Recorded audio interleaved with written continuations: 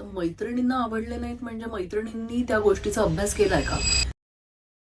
Hello friends, काही दिवसांपूर्वी आपल्याकडे ऑफर सुरू होत्या हेअर ट्रीटमेंटवरती.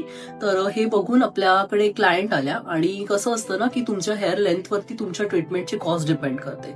तर त्यावेळेस त्यांची लेंथ पण जास्त होती त्या क्लायंटची आणि त्या अशा जास्ती लेंथला पण आपण 2999 मध्ये ट्रीट केलं होतं.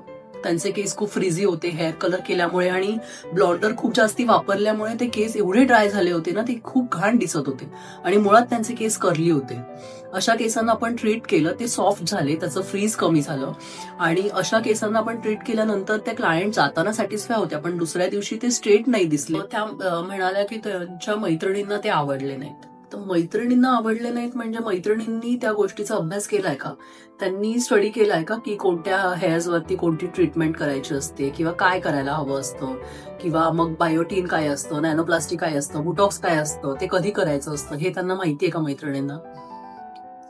असे असे क्लायंट्स आपल्याकडे येत असतात ना, की कोणत्याही गोष्टींची त्यांना कल्पना नसते, त्यांचा अभ्यास नसतो आणि त्या गोष्टीवरती बोलत असतात, की तुम्ही आमचे केस खराब केले किंवा ही ट्रीटमेंट करायला पाहिजे होती, तुम्ही ही केली. एक्सपेक्टेशन पण वेगळे असतात आणि त्यांना ट्रीटमेंट काहीतरी वेगळीच करायची असते, पण ते येऊन आपल्याला सांगतात, की आम्हाला झाडूसारखे स्ट्रेट नको आहेत, पण मग स्ट्रेट पण हवे असतात. पण मग याचा काही अर्थच नसतो ना.